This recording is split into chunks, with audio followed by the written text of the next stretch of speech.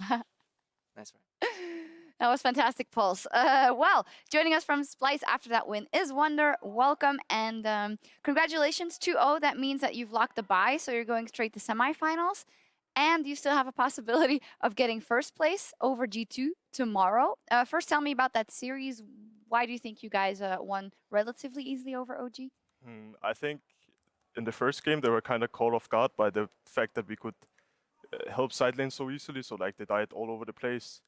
And I think their macro in general was a bit off. Like we outplayed them and got towers we maybe shouldn't have. And even though we made some mistakes, like giving up mid tower way too easy, then I think the game was overall pretty controlled. So I think they kind of just flopped over and we just won. Yeah.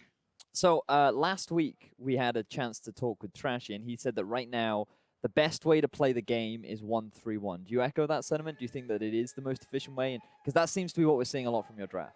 Yeah, I think the champs you play at the moment are really suited for 1-3-1. I think like you can of course play both styles, and oftentimes you won't always win side lanes, so you have to play something else. But I think in general, if you the best way to close out the games is probably 1-3-1 comms. So How are you feeling about your top lane meta with that going into the playoffs? I think my top lane champ pool is pretty good. I think I can play almost everything. I've always been a player that could pick any champ up and just play it, because I'm just filling for my team. You know, this game or like these two games I played Shen, which isn't the funniest champ to play, but I can just ult my team and tank a bit. So that's what I did.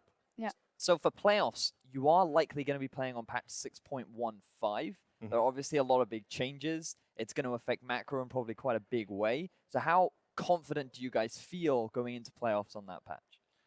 I've read a bit on the patch notes. I think it makes it almost impossible to lane swap. So it will probably be a lot more drafting strong lanes, and like if you don't have strong lanes, you just have to wait and stall out the game, and then maybe lane swap when the towers can take damage again. So I think like strong junglers early will be good, and I think we have pretty good a pretty good meta for us. Yeah. Bottom line is, do you trust your motto even with the meta change in the play? Yeah, of course. I think we are a really good team at adapting. So I think every change we can do well. Okay. Wrapping up this series as we see Yamato there. And actually, do you know who this is? It's his brother. Oh, okay, there we go. The brother for the support and the 2-0 for Splyce. Oh, fantastic, guys. Anyway, player of the game, Mickey. Last game it was Senkux, but well, Mickey X has been a fantastic, tremendous addition to your guys' team as well. Oh, by the way, what did you make of the Tahm Kench top lane? I think Tahm Kench top lane is fine. I think when there's certain champs out in the pick ban, I think you can blind pick it, but I don't think it's better than Shen or anything. It's just a safe pick that can help Kog'Maw in this case. Like they had a Kog'Maw on their team as well, so they could just devour Kog'Maw and then like maybe win team fights, but they didn't. So I think it's fine, but it's not like it's just a safe pick. It's not top tier. So. Okay. Well, sorry for taking the attention away from Mickey. Of course, congratulations for his player of the game. A final question, maybe. You now have 2 weeks off. Of course, not entirely. What are the plans for Splyce? When is practice beginning again?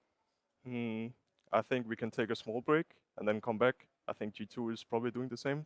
Whoa, now we've seen that before. Yeah, we're not doing vacation stuff here, so I think we'll just take a small break and then come back to it, full practice. Yeah, come back a bit rested. And over on EU LCS 2, meanwhile, the Giants took game 1 over Schalke, and that result has locked in all 6 teams for the Summer Splits playoffs. We're gonna take a look at the standings in just a second, but Vedius, you kept an eye on that first game. Yeah, Hustling got first blood on a Taric, which was pretty crazy, but after that initial lead going over in favor of Giants, Schalke did start to bite back. It was a very big team fight in the bottom half of the map, which did heavily go in the favor of Schalke. They ended up getting 5 kills for 2 overall, which netted them a pretty solid advantage over the game.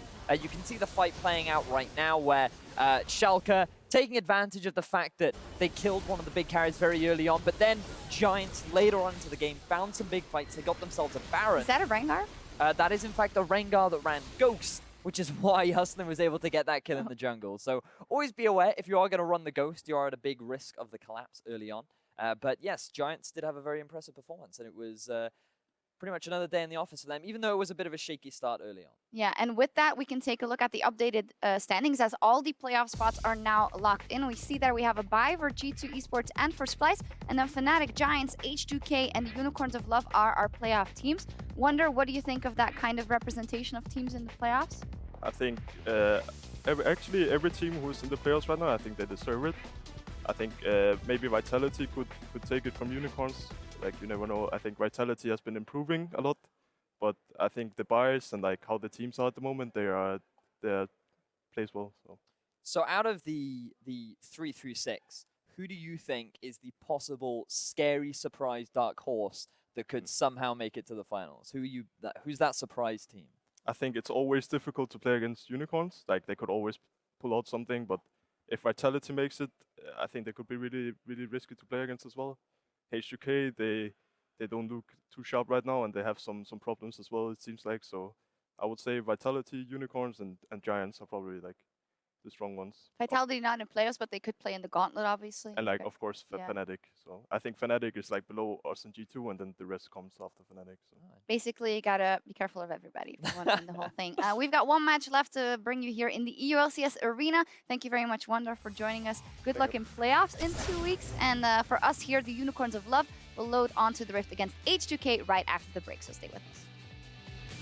Yep. Man, we're gonna play so good now. Wow, he's being tagged down and he's taking out from the Ignite flash after auto attack. Mickey X onto the tower, but the tower shot goes onto Kobe. Soaz still chasing after Mickey X as well. Q comes down. Soaz finds a kill in return. Haha, Mickey! Double tempered fate. Finds Soaz. Knock up from Trashy. Should be able to find the second one to Mickey forwards. And the shutdown out from Kobe. Splyce take the 2-0 over Origen.